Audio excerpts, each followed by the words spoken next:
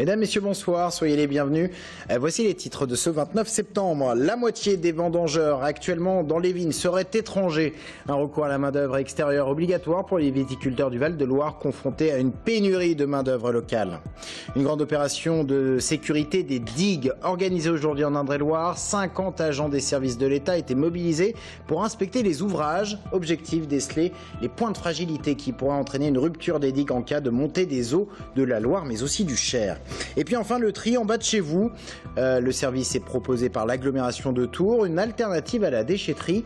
Un camion sillonne les quartiers depuis le printemps dernier. 1 tonne de vêtements et 5 tonnes de petits électroménagers ont déjà été récoltés.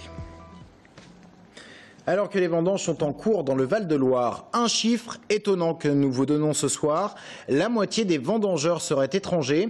On n'est pas dans le mythe du plombier polonais, il ne s'agit pas de main-d'œuvre moins chère, juste une solution pour pallier la pénurie des travailleurs locaux. Reportage à Reny, Romain Delville. Des Bulgares à la rescousse du vignoble de Touraine.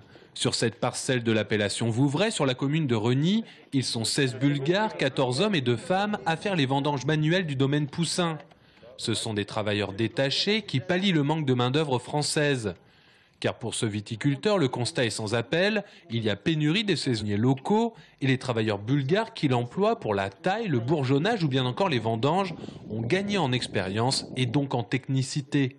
Démarrer les vendanges, quand vous prenez 20 vendangeurs, que vous vous retrouvez à 10 vendangeurs au bout d'une semaine, alors ça fait un peu caricatural, mais c'est la vérité. Ces gens-là, quand ils sont 12, ils viennent à 12. Quand ils sont 16, ils sont 16. Voilà, il faut qu'il y en ait un qui soit clos au lit pour pas qu'ils viennent.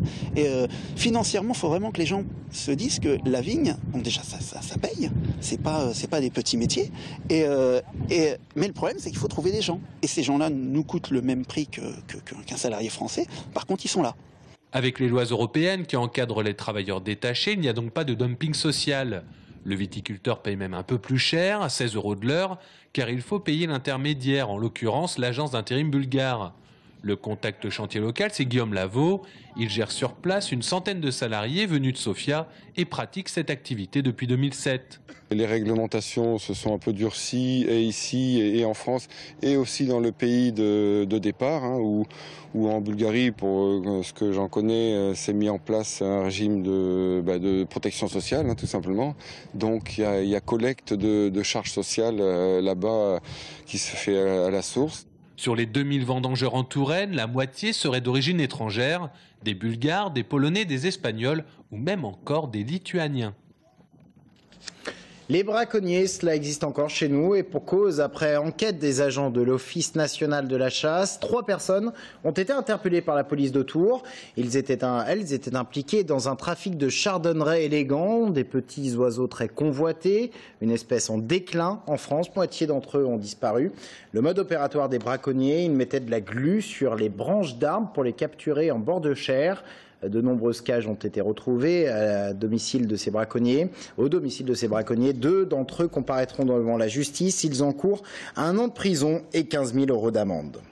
On en vient à un sujet qui concerne la sécurité dans les transports par car. La ceinture pour les passagers y est désormais obligatoire, mais la mesure n'est pas toujours respectée. Et pourtant, selon les chiffres de la sécurité routière, l'an passé, 18 vies auraient pu être sauvées en France et 300 blessés épargnés. La mesure est d'autant plus importante dans les transports scolaires, si importante que le conseil départemental d'Indre-et-Loire, en association avec la gendarmerie, a décidé de mener une campagne de sensibilisation dans les établissements. Au collège de Mons ce matin, Aurélie Renaud, Anaïs Michaud. La prochaine fois, c'est 135 € d'amende. Aïe. Et je vous dis qu'il y aura une prochaine fois. Plus aucune excuse puisque depuis la rentrée scolaire, tous les cars sont équipés de ceintures de sécurité. Le conseil départemental en charge des transports scolaires se lance dans une campagne de sensibilisation au bouclage de la ceinture. Objectif, créer un réflexe chez les élèves. Parce que c'est bien beau de faire des aménagements, on en fait de nombreux. Des aménagements pour les arrêts de bus, pour les jeunes.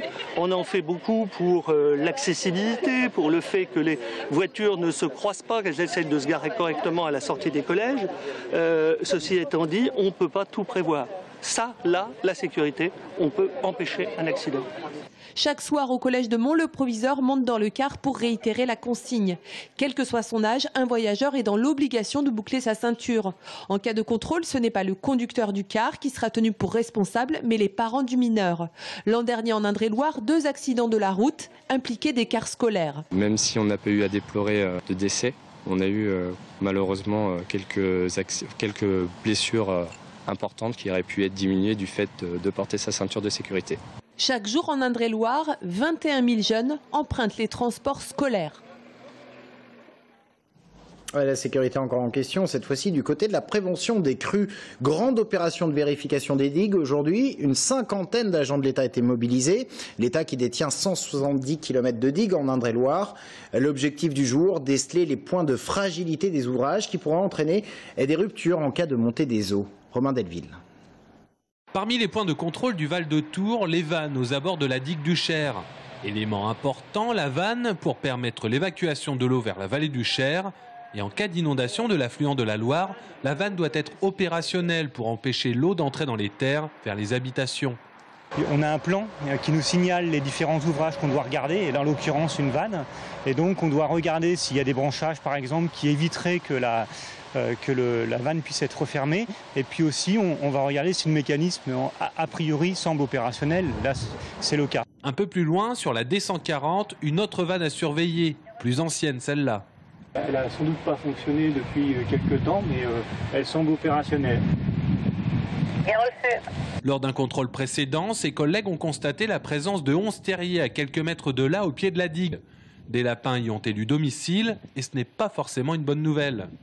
On voit bien que les lapins n'hésitent pas à enlever pas mal de terre, donc on les répertorie assez facilement. Bon, on va dire que c'est des petits trous qui peuvent être gênants, mais quand c'est des terriers de blaireaux, c'est plus important.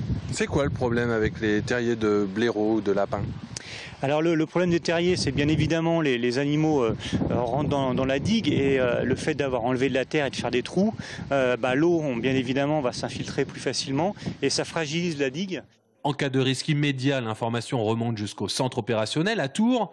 Ici, l'exercice du jour, c'est la crue catastrophe. Ce n'est pas une mince affaire, elle concerne l'évacuation de 100 000 personnes, dont 30 000 à reloger. Les élections régionales approchent plus que 2 mois avant le scrutin. Et attention, si vous n'avez pas fait vos changements d'adresse, vos inscriptions sur les listes électorales, il ne vous reste que demain pour le faire. Sabrina Meloult avec Teddy Lebert.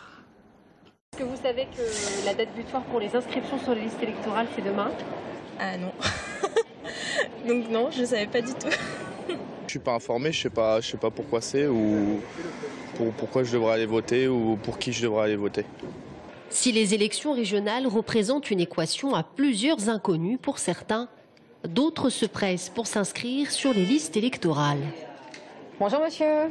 Bonjour. Je vous écoute. En fait, parce que par rapport aux prochaines élections régionales, oui. J'ai pas fait d'électeur, donc je suis un peu en retard. Très bien. C'est pas trop tard? Il n'est pas encore trop tard, hein. Vous avez jusqu'à demain. Okay. Donc c'est jusqu'au 30 septembre. Et alors il me faut un justificatif de domicile daté de moins de 3 mois. J'ai une facture EDF du coup. Alors je vais regarder votre facture.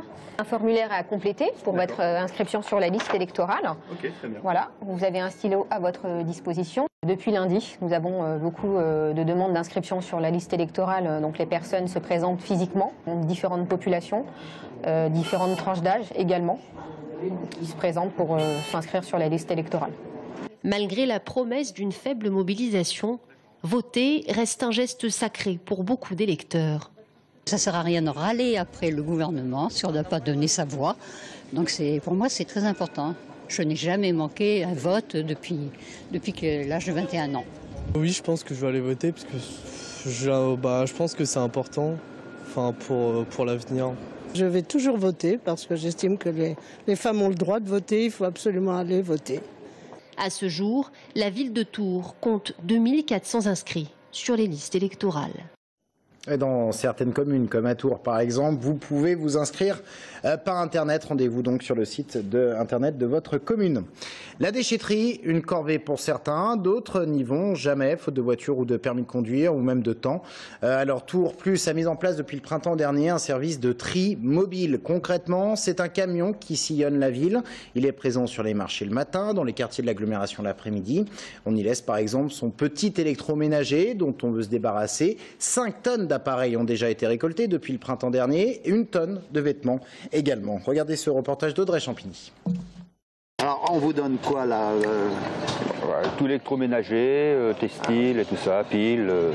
Si vous n'allez pas à la déchetterie, c'est la déchetterie qui vient à vous. Baptisée la Trimobile, cette déchetterie ambulante sillonne les 16 marchés et les différents quartiers de l'agglomération tourangelle, une demi-journée toutes les 2 semaines. Ce matin, c'était à Saint-Cyr-sur-Loire. Entre les fruits et les légumes, les habitants en ont profité pour déposer quelques bricoles, car la proximité est évidemment l'atout premier de ce nouveau service. Calculatrice, impeccable. Bah, merci bien. Je voulais vous poser une question. Oui. J'ai des Super 8, des bandes de film. Oui. Oui, on prend aussi. Vous le prenez? Oui, oui. Bon, parce que plus personne n'en voudra maintenant. Je trouve que c'est très bien. Parce que comme je ne peux pas beaucoup marcher, ça m'arrange bien. Et dans le camion, trié par catégorie. Dans ces boîtes bleues, il y a quoi du coup? Le petit palme, donc c'est les petits électroménagers. Grille-pain, calculatrice, appareil photo, c'est le petit électroménager qu'on met dedans. Puis là, les piles, ampoules, la radio qu'on prend aussi. Objectif de cette initiative, réduire le nombre de déchets électriques et électroniques déposés dans les poubelles et dans les rues, mais aussi répondre à un vrai besoin en évitant aux habitants de se rendre à la déchetterie. Là, je vais apporter des piles et des vieux appareils photo, mais je suis contente de savoir qu'on peut donner des téléphones, des vêtements aussi, du tissu. On peut déposer beaucoup de choses. Avant ce camion, il fallait aller à la déchetterie et quand on habite Saint-Cyr, c'est pas toujours très pratique. Depuis sa mise en place, le 1er avril dernier, 5 tonnes de petits appareils électroménagers ont été collectés, 1 tonne de textile et 300 ampoules et néons, preuve que le geste citoyen de recyclage a fait son chemin. Mais attention, tous les dépôts ne sont pas acceptés. Pour les déchets trop volumineux, les gravats et les déchets verts, il faudra continuer de se rendre à la déchetterie. À suivre, le livre Événements sur Jean Germain, enquête sur un suicide politique. Il sort demain. Un livre critiqué par certains. On en parle dans un instant avec l'un de ses auteurs, Arnaud Roy. Il sera sur notre plateau dans un instant.